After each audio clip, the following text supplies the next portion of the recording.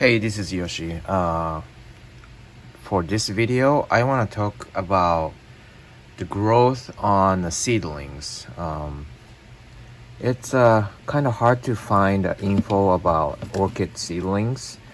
I wonder why, because when I started collecting seedlings, I wanted to know how long it's gonna go, in what stage, and what's the care. All those questions, it's really hard to find on YouTube or Google or whatever, and then of course it's better to find it in YouTube because you would actually see it physically, you know what I mean? And but it's so hard to find it, and I think there were some that I found, but it was kind of 2 years old, 3 years old, and those people are not making a video anymore.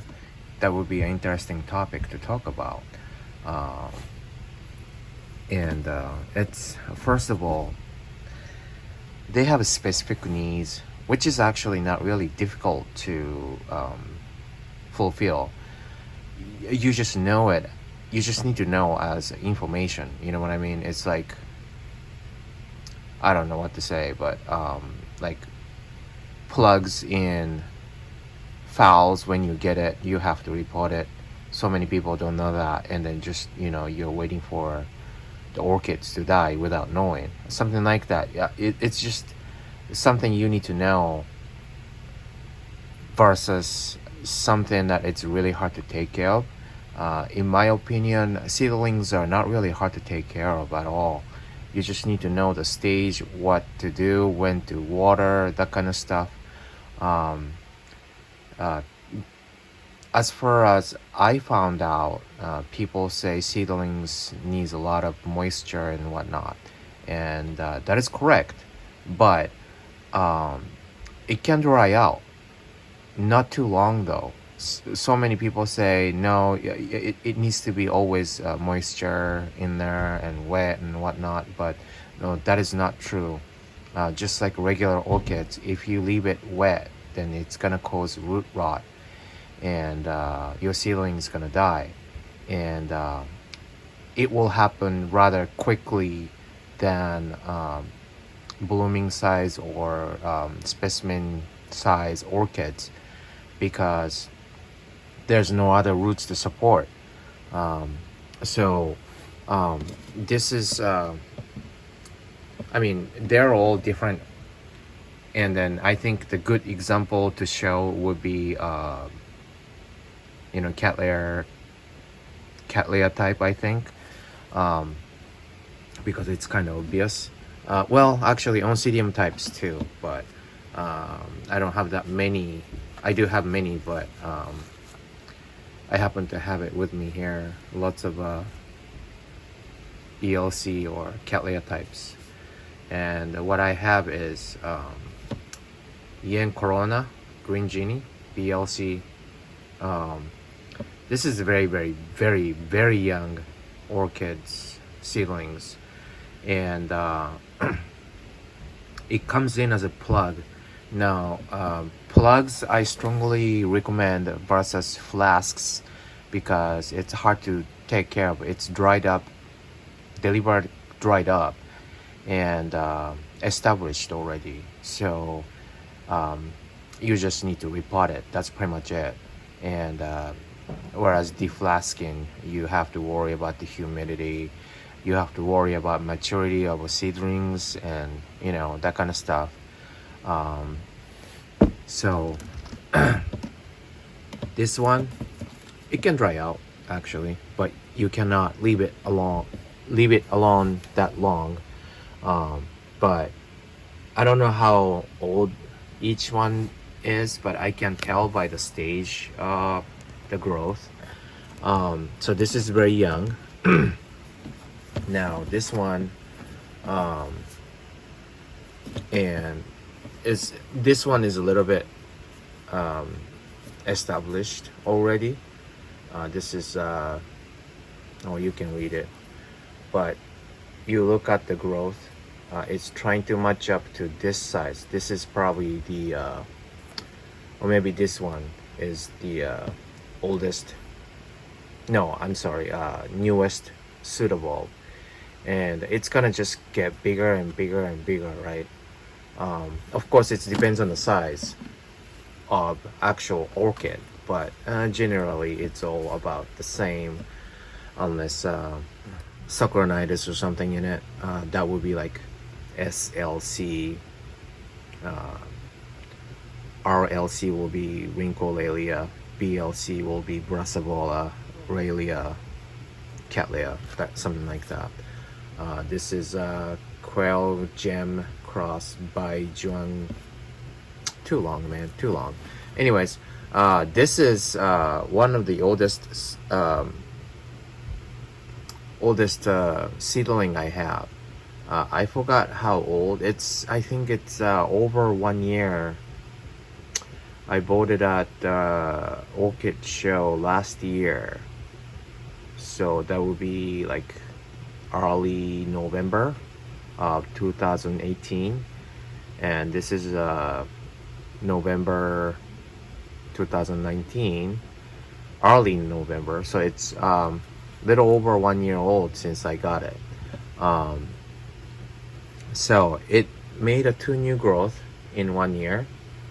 So this is the youngest one, and then created this growth, and look at how big it is compared to the newest one here.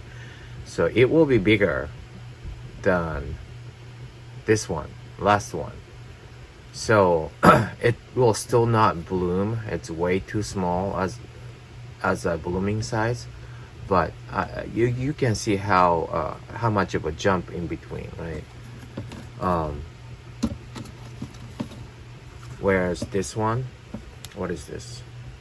Oh, this is a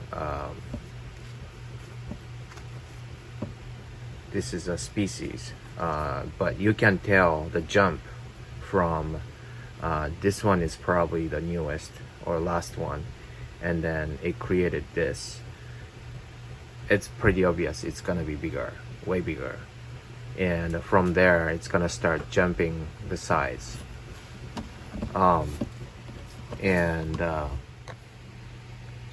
So the size difference.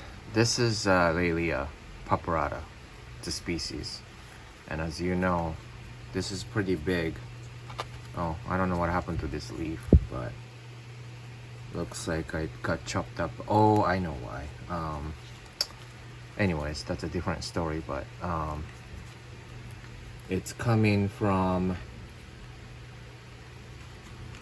here. That's the oldest one, here and here, and this is the newest one, and it's gonna go bigger. Well, maybe it's about the same as this size. Now this is a Laelia paparata. Those are fairly bigger seedlings, and at this point sphagnum moss won't do it. So I put a little bit of a sphagnum moss in it and a bark mix, and I actually have it's probably hard to see this from here, but lava rock about this much, so that it won't tip. So from here or here to here, you can see the jump, you know, or even from here. So about this one, oops, when this one amateur, excuse me, when this one is in full growth, probably it's gonna get this big, right? This pot will not hold it. The sphagnum moss only in a pot won't hold it. So when the roots are exploded inside, and you can't catch up with the watering, and then also the size are too big, it tips all the time. That's when you change it to bigger pot. Actually, this is a good example right here. This is not me growing it. This is from Carmela Orchid unboxing, and this uses rather fatter bottom, shorter, but this is pretty normal nursery pot, but this is pretty stable, as you can see. So like this one, this is a Brassavola Little Star. This is still seedling, but getting bigger. This is one of the newest pseudobulb. It's pretty good size. And this is also maturing, and I don't see any more new growth. Actually, this one is new growth, so it's trying to catch up to this one. It also might have 2 plants in it, so that could be it too, but it's tipping. It doesn't stay because it's kind of going towards this way for some reason, and it just tips. That's also an indication of repotting. So this is also from Carmela, and I have this as a support. I don't want to wrap it, but trying to make it stand up like this. And this is not blooming size quite, but this one, as you can see the bottom, it's gonna be big one. So I'm thinking this might be huge, and then maybe after this it's going to bloom. So maybe 1 year later, maybe 1.5 is what I'm guessing. According to Ellen from Olympic Orchid, you're gonna see a big jump, just like those guys. This is a big jump from here to here. That's when you know it's really close to blooming size. I think that's it for today. I do have lots of seedlings because I help Olympic Orchids. They almost exclusively dealing with the seedlings, and some of them just won't get sold and stay growing at their greenhouse, and at that point she wants to keep it for herself, and then becomes part of her collection, which I think it's kind of neat and interesting. So for that matter, she knows a lot about seedlings, how it grows. So if you have a question, let me know, and I might not be able to answer. It might take a while, because what's gonna happen is I'm gonna take that question to her. I'm gonna ask her and then get the answer and reply to you. But yeah, I just thought that was important. It's kind of, a lot of people ask about it, and it's kind of hard to explain when you repot it, but obviously this is a bark mix. There's no sphagnums in it, but this one does. But those are different orchids. Lilias tends to get bigger in earlier stage than those guys. So that's why it still have a little bit of a sphagnum moss, but at the same time it has a lava rock on the bottom, so it won't tip, right? So yeah, anyways, I think I talked too long.